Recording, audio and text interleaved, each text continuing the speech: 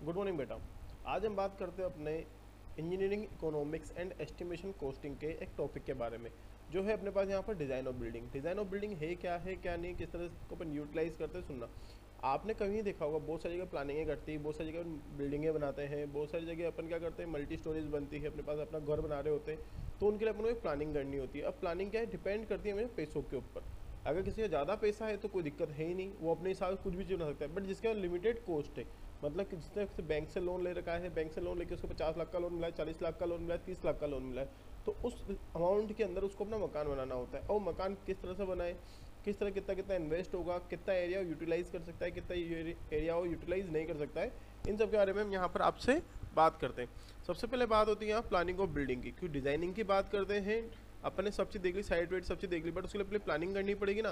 वो planning depend करेगी पैसों के ऊपर। तो अपने प्लानिंग ऑफ बिल्डिंग को 2 पार्ट्स में डिवाइड किया, नो लिमिट ऑफ कॉस्ट और कॉस्ट इज लिमिटेड। मतलब कॉस्ट की कभी लिमिटेशन ही नहीं है अपने पास एक जगह, तो एक जगह लिमिटेड कॉस्ट है अपने पास। अब जब मैं दोनों की ही बात करता हूँ, मैं दोनों ही पार्ट को लेकर चलूँगा, बिल्डिंग को लेकर चलता हूँ, तो मेरे को पता चलता है कि जब मैं कोई बिल्डिंग बना रहा हूँ, कोई मल्टी स्टोरी बना रहा हूँ, तो उसमें मैंने वॉल्स खड़ी करनी है, मतलब दीवारें बनानी है। और जो वॉल्स में बनाऊँगा, वो वॉल्स क्या करती है, जो बिल्डिंग होती है अपने पास, उसका जो एरिया होता है, जो कारपेट एरिया है, जो प्लिंथ एरिया है उसका, अपने पास एक तरह से उसका 15 to 20% पार्ट ऑक्यूपाई करती है जो वॉल्स होती हैं। ऐसे अगर अपन उस बिल्डिंग के अंदर वरामदाएँ बनाते हैं, अगर मैं वरामदा बनाता हूँ, तो वरामदा जो होता है वो 10 to 20% तक का पार्ट अपने पास क्या करता है, यहाँ पर कवर्ड करता है। ऐसे बहुत सारी चीज़ें होती है अपने पास यहाँ पर ही। अब क्या होता है, अगर अपन को when the cost is fix, अपन को अमाउंट दे दे कि आपको अमाउंट इतना है, फिक्स अमाउंट है, और वहाँ का जो फ्लोर एरिया अपन को फाउंड करना हो, भाई कितना अमाउंट, कितना फ्लोर एरिया है, कितना फ्लोर एरिया नहीं। मतलब मान लिया आपके पास 30 लाख रुपए, 30 लाख रुपए में आपको क्या है, कोई मकान लेना है, बट आपको ये पता करना पड़ेगा पहले उस आसपास के जिस जगह आप ले रहे हैं वहाँ पर कितना बड़ा आपको मकान मिलता है। क्योंकि जो अपने पास अमाउंट होता है, ये उससे अपन जो प्लॉट लेंगे, जो मकान लेंगे, उसकी साइज़ क्या वेरी करती है लोकेशन के हिसाब से, लोकेलिटी के हिसाब से। जैसे कि मैं बात करता हूँ, मैं अगर कोटा की बात करता हूँ, तो कोटा के अंदर अगर मैं राजीव गांधी नगर में जाऊँगा तो मेरे को मात्र 11/35 का मकान ही मिलेगा। अगर मैं इसको बोरखड़ा में लेकर जाऊँगा 30-40 लाख के अमाउंट, 30 लाख के अमाउंट को मेरा 25-50 का, 25-40 तक का एक प्लॉट वहाँ पर मिल जाएगा। मतलब दोनों के ही एरिया में करीबन 300-400-500 मीटर तक, वो स्क्वायर फीट तक का डिफरेंस आ चुका है अपने पास यहाँ पर ही।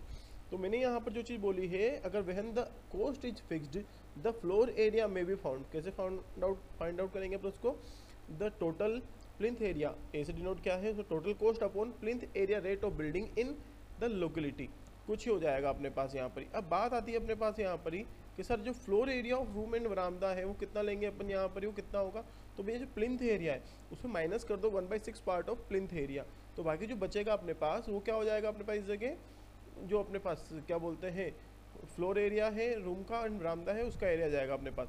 अब मगर जो ये बरामदे का एरिया है एंड जो फ्लोर एरिया है, नंबर ऑफ रूम से, ये सब डिपेंड करता है ओनर के ऊपर कि उसको किस तरह की चाहिए।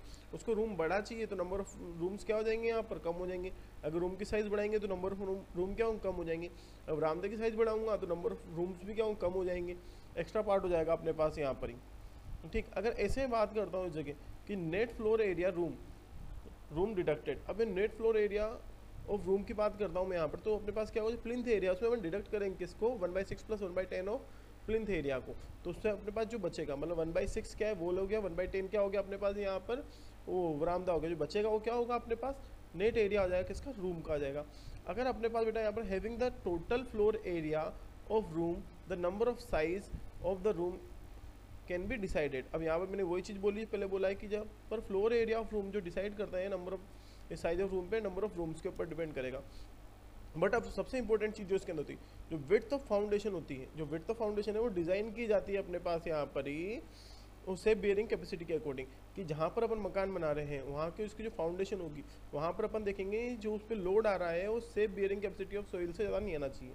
अब safe bearing capacity of soil होती क्या है अपने पास, जैसे मान लो आपके पास एक लकड़ी का फंटा है, उस लकड़ी की फंटे की कैपेसिटी क्या है, 50 किलो के लोड को सहने की। जैसे 50 से मैं 51 करूँगा और टूट जाएगा, तो 50 किलो न्यूटन जो उसका लोड है, वो 50 किलो का वो लोड सहन कर रहा है, वो क्या होता है, सेफ बियरिंग कैपेसिटी होती है। कि जैसे अगर मैं उसके ऊपर लोड लगाऊंगा तो क्या फेल हो जाएगा। तो अपन यहाँ फाउंडेशन जो अपन डिज़ाइन करते हैं, कोई मकान अपन बिल्डिंग बनाएंगे तो सोइल के अपन सेफ बियरिंग कैपेसिटी से ज़्यादा नहीं जाएंगे, उससे कम ही रहेंगे। अब नॉर्मली अपन जो मकान डिज़ाइन करते हैं, जो बिल्डिंग डिज़ाइन करते हो, उसके लिए क्या होता है अपने पास, जो अपन लोड टेकन करते हैं, मतलब लोड लेते हैं, लोड अपन एज्यूम करते हैं, मानते हैं, वो होता है 10 टन पर स्क्वायर मीटर के हिसाब से होता है नॉर्मली, ठीक। अब उसके बाद अपन जैसे आगे बढ़ते हैं, अब आपने सब चीज़ कर ली, लोड कैलकुलेशन कर लिया, फाउंडेशन के हिसाब से लोड लगा लिया। अब मेन आती है फाउंडेशन आप कितनी लेनी होती है, कितनी लेनी नहीं होती। तो जो डेप्थ ऑफ फाउंडेशन होती है वो यूजुअली नोट लेना, अपन लेस देन नहीं लेते कभी भी, किससे 90 सेंटीमीटर से, मतलब 3 फीट से। हाँ, अगर रॉकी एरिया है अपने पास तो अपन कम ले लेंगे, बट अगर रॉकी एरिया नहीं है तो मिनिमम अपन कितने लेकर चलेंगे, यहाँ पर 3 फीट तक लेकर चलेंगे इस जगह। और जो अपने पास होती है इसकी डेप्थ शुड भी डिजाइन करते हैं बेटा रेनकाइन फॉर्मूला फॉर फाउंडेशन के लिए।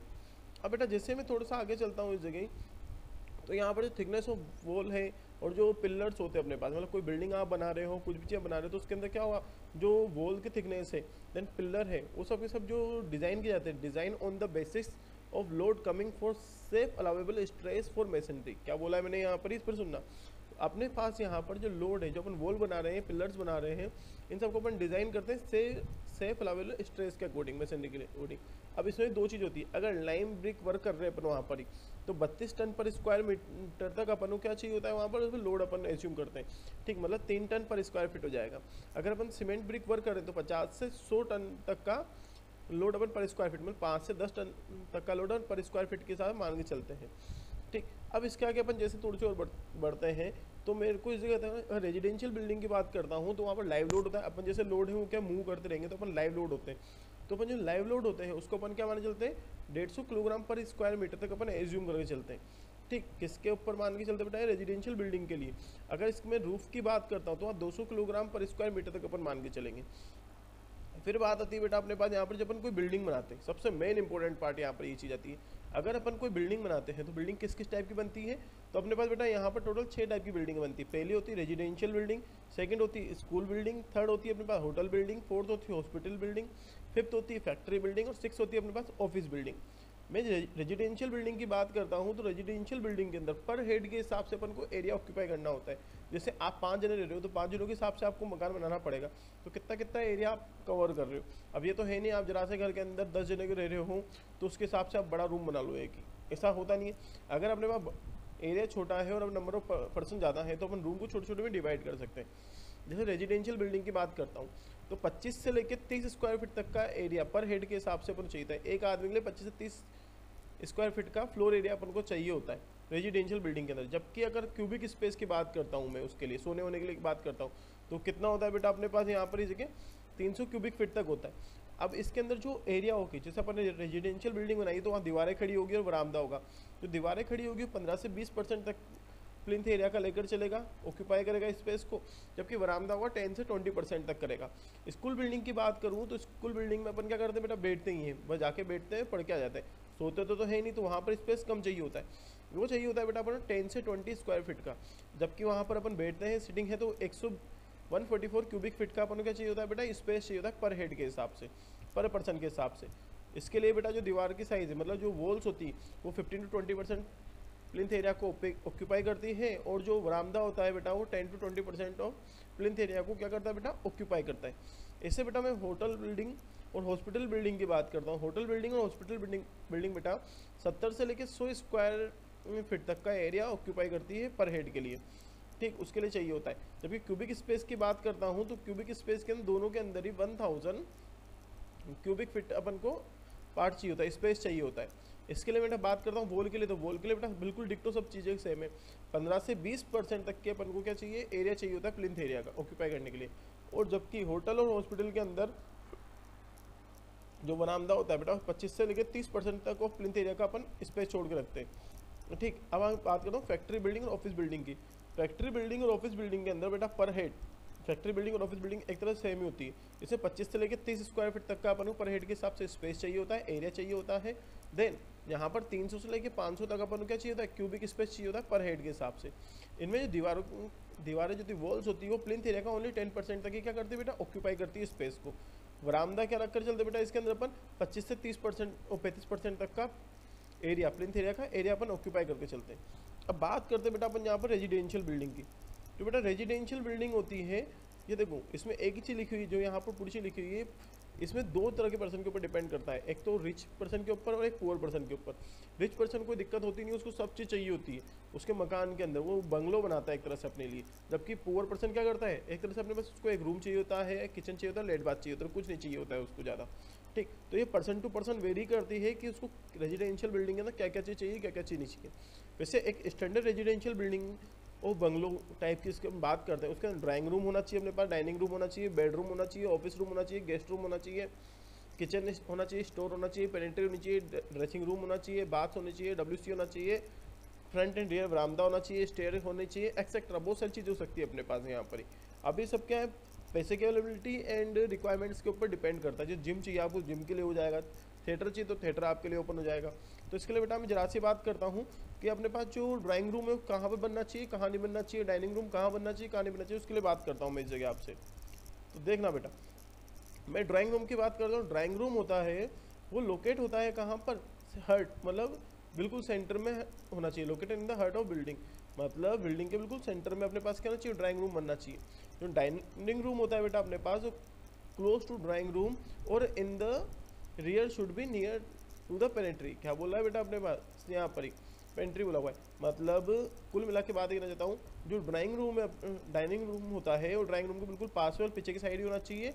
या फिर कहीं कहीं क्या होता है, जैसे कुछ मकान होते हैं उनके अंदर डाइनिंग कम ड्राइंग रूम होता है अपने पास यहाँ पर ही। ठीक, ये पेंट्री के पास होना चाहिए। बेडरूम की बेटा अगर मैं बात करता हूँ तो बेडरूम का should be located on the side of the building with at least one wall exposed to the outer space for ventilation and light. मतलब जो बेटा अपने पास होना, बेडरूम जो होता है एक साइड में होता है अपने पास बिल्डिंग की, बट उस जगह होता है जहाँ पर अपने क्या करते हैं बेटा प्रॉपर तरह वेंटिलेशन मिल सके, हवा आ सके। ऑफिस रूम जो होता है बेटा अपने पास यहाँ पर इस जगह, ये office room should be placed on the side of the front बरामदा। क्या बोला बेटा यहाँ पर, जो ऑफिस रूम होता है वो क्या होता है साइड में होता है, किसके, बरामदा के फ्रंट में। जैसे बरामदा अपने उसके फ्रंट में अपने पास क्या होगा बेटा डायरेक्टली, जैसे आपने एंट्री करी बरामदा के एंट्री करते हैं आपको क्या दिख जाएगा, ऑफिस रूम दिखना चाहिए। ये क्या अदर रूम से डिस्कनेक्टेड होता है। ऐसे गेस्ट रूम आता है, गेस्ट रूम क्या होता है सिमिलर होता है किसके, ऑफिस रूम के। बस गेस्ट रूम के अंदर अपन बाथरूम एंड WC क्या होता है अटैच होता है अपने पास। ऐसे बेटा मैं किचन की बात करता हूँ तो kitchen should be placed in the room of building और rear of building in one corner opposite the direction of prevailing wind so that smoke may not enter into other rooms of the building। क्या बोलना चाह रहा हूँ मैं इसके लिए बेटा, जो अपने पास किचन होता है पीछे की साइड होना चाहिए। ठीक, पीछे साइड होना चाहिए बिल्डिंग में, एक कॉर्नर साइड होना चाहिए जिसमें एक डायरेक्शन होनी चाहिए जहाँ पर क्या होता है बेटा वेंटिलेशन का बना रहे, ताकि धुआं हो, जो चिमनी से धुआं निकलता है खाना बनाते टाइम जो धुआं निकलेगा वो बाहर के बाहर निकल जाए, अंदर रूम्स में नहीं आए। जैसे बहुत सारी जगह आपने देखा होगा, बहुत सारे अपने घर में जाते खाना बन रहा होता है, अगर वेंटिलेशन प्रॉपर नहीं हो पाता तो जो धुआं होता है वो क्या होता है रूम के अंदर आ जाता है अपने पास यहाँ पर ही। ऐसे बेटा स्टोर रूम की बात करते हैं तो जो स्टोर रूम होना है should be suitable situated near the kitchen. मतलब जो स्टोर रूम होता है कहाँ पर होना चाहिए, किचन के बिल्कुल पास में होना चाहिए। ठीक, जो बेटा अपने पास ये पेंट्री होता है this A small room and should be adjoining the dining room. ये क्या है डाइनिंग के बिल्कुल पास होता है बेटा अपने पास। अब बेटा बाथ एंड WC होता है, जो बेटा बाथरूम एंड WC मतलब वाटर क्लोजेट होता है are usually combined in one room and attach in bedroom and usually should be well ventilated होना चाहिए। नहीं होगा बेटा क्या होगा अपने स्मेल अपने घर के अंदर हो जाएगी। ड्रेसिंग रूम क्या होनी चाहिए बेटा, ये क्या होगा WC एंड बाथरूम के साथ में होता है बिल्कुल ही। बरामदा शुड बी बरामदा in the front as well as in the rear. अपने क्या करते हैं बेटा, जो बरामदा होता है अपने आगे भी होता है पीछे की साइड भी करते हैं प्रॉपर वेंटिलेशन के लिए। स्टेयर केस क्या होती है बेटा, ये होती है should be located in a place easily accessible to all members of the family members. मतलब क्या होता है कुल लाइफ सुनना, जो स्टेयर्स होती है बेटा अपने पास यहाँ पर ही, वो स्टेयर्स क्या होनी चाहिए इजीली होनी चाहिए अपने पास, जहाँ लोग वहाँ क्या है जो घर के मेंबर्स हैं इजीली उस पर अप्रोच कर पाए। अब ऐसा तो होना चाहिए नहीं घर के बाहर अपन ने बना दिया और घर के बाहर से अपन जा रहे हैं, घर के पीछे बना दिया घर के पीछे से अपन मूव करके जा रहे हैं, ऐसा तो बननी चाहिए नहीं, घर के अंदर ही अपन इसको बनाते हैं। अब जो बेटा स्टेयर केस होती है, स्टेयर केस में दो चीज़ चलती है। अगर अपन बेटा यहाँ पर राइज 6 इंच लेकर चल रहे हैं, थ्रेड होती है 10 इंच की होती है। अगर राइज बेटा अपन इसके 7 इंच के लेकर चल रहे हैं तो थ्रेड 11 इंच की होगी, ये स्टैंडर्ड साइज है। ऑर्डिनरी अपन क्या लेकर चलते हैं 8 इंच के राइस लेकर चलते हैं और 10 इंच का क्या लेकर चलते हैं बेटा अपन यहाँ पर थ्रेड लेकर चलते हैं इस जगह। ठीक, अब बेटा गैराज एंड सर्वेंट क्वार्टर्स की बात आती है।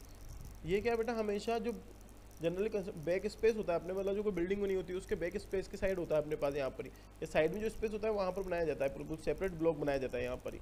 अब गैराज बट देखो बहुत सारे घर में क्या होता है बेटा, स्पेस प्रॉपर मिल नहीं पाता है, तो उसके लिए अपन क्या करते हैं, जो फ्रंट होता है बिल्डिंग का जो फ्रंट होता है बेटा, अपन वहाँ पर क्या करते हैं, गैराज बना देते हैं, एक कार खड़ी करने के लिए एक जगह बना देते हैं। आगे अपन बात करते हैं बेटा फोर्स एरिया क्या होता है।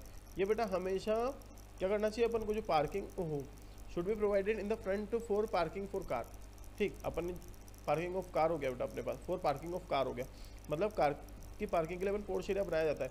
अब ये दिस में मतलब इसकी जो साइज़ होती है बेटा, ये 10 से 12 फीट तक का चौड़ा होता है, और 16 से 20 फीट तक क्या होता है बेटा अपना लंबा होता है।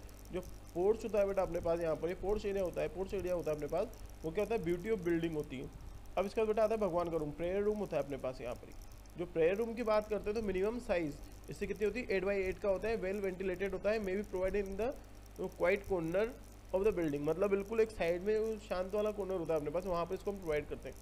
बॉक्स रूम क्या होता है, एक ये स्ट्रॉन्ग रूम होता है ऑफ अबाउट 6x6 का होगा, may be provide to centrally of the building to various building to store valuables. मतलब क्या होगा बेटा, अपन कुछ अपने इंपॉर्टेंट आइटम्स रखने कुछ जरूरी जो रखनी होती है, बिल्डिंग के बिल्कुल सेंटर बनाई जाती है इसको। एक होता है बेटा फ्यूल प्लेस होता है, फ्यूल प्लेस क्या होता है बेटा, किचन के बिल्कुल पास होना जाता है, जो 5x5 का होता है। ठीक, ये तो अपने पास इतना पार्ट तो हो गया। अब इसके आगे बेटा मैं बात करता हूँ, किसी प्लानिंग की बात करता हूँ। जैसे मेरे को बिल्डिंग है, मेरे को रेजिडेंशियल कॉलोनी है, उसकी मेरे को प्लानिंग करनी है, तो जिसे प्लानिंग का बेटा लेआउट तैयार करते हैं वो डिपेंड करता है उसकी डेंसिटी के ऊपर, कि डेंसिटी कितनी नहीं। अगर बेटा मैं यहाँ पर किसी की बात करता हूँ छोटी सी, सुनना, अगर बेटा सिंगल स्टोरी लेआउट करता हूँ मैं किसी उसके अंदर पार्ट के अंदर, तो वहाँ 25 से मैं 35 यूनिट्स बना सकता हूँ हाउस की पर हेक्टर, मतलब 1 हेक्टर के अंदर मैं 25 से 35 यूनिट बना लूँगा, जबकि मैं 10 से 15 यूनिट बना पाता हूँ 1 एकड़ के अंदर। इसमें इंक्लूड होता है अपने पास रोड भी होता है, ओपन स्पेस एक्सेट्रा, सब चीज़ इंक्लूड होगी। अगर मैं डबल स्टोरी लेआउट की बात करता हूँ तो इसमें क्या होगा, 30 से 60 यूनिट में बना सकता हूँ हाउस की पर हेक्टर, और 15 से 25 यूनिट बनेगी अपने पास पर एकड़ के हिसाब से। इसमें एक्सक्लूडिंग होते हैं अपने पास रोड, ओपन स्पेस एक्सेट्रा। ठीक, अब break area for various purpose. अब बेटा वेरियस पर्पज़ के साथ मैं ब्रेक करता हूँ इसमें एरिया को। ये कोई मैंने साइट प्लानिंग करा, उसका लेआउट ले रहा हूँ, तो उसके अंदर बेटा रेजिडेंशियल जो साइट होगी वो 50 से 55% तक होती है, रोड होते हैं 15 से 20% के होंगे, जो कम्युनिटी ओपन स्पेस होगा 15 से 20% तक का होता है, जबकि पब्लिक यूटिलिटी टॉयलेट्स होते हैं, स्कूल के अंदर हो गए, शॉपिंग सेंटर के अंदर हो गए, कम्युनिटी हॉल्स के अंदर हो गए, ठीक, अदर किसी के अंदर हो गया, कितना लेकर चलते हैं बेटा यहाँ पर 10%। अब बेटा साइज ऑफ प्लॉट की बात करता हूँ, साइज ऑफ प्लॉट अलग अलग होता है। अपने यहाँ बता दिया है कि जो हाई इनकम ग्रुप वाले पर्सन होते हैं वो अपने पास 60/120 से लेके 75/200 तक का लेकर चलते हैं। मिडिल इनकम ग्रुप जो होते हैं वो 40/80 से लेके 50/125 तक का होता है, जबकि लोअर इनकम ग्रुप जो होते हैं 25/50 से लेके 30/75 तक के होते हैं बेटा अपने पास यहाँ पर, वो प्लॉट लेकर चलते हैं। अब रोड की बात करता हूँ बेटा मैं यहाँ पर ही, रोड की अगर बात करता हूँ, पाथवे होता है, तो डिस्क्रिप्शन राइट वे और कैरिज वे होता है अपने पास यहाँ पर। पाथवे की बात करता हूँ बेटा, तो राइट वे में 10 से 12 फीट तक लेकर चलते हैं। सर्विस ऑफ बैक लाइन की बात करता हूँ, 10 से 30 फीट की होती है और 20 से 30 फीट की होती है। अप्रोच रोड क्या है, 25 से 30 फीट की होगी। रेजिडेंशियल स्ट्रीट 30 से 45 फीट की होगी।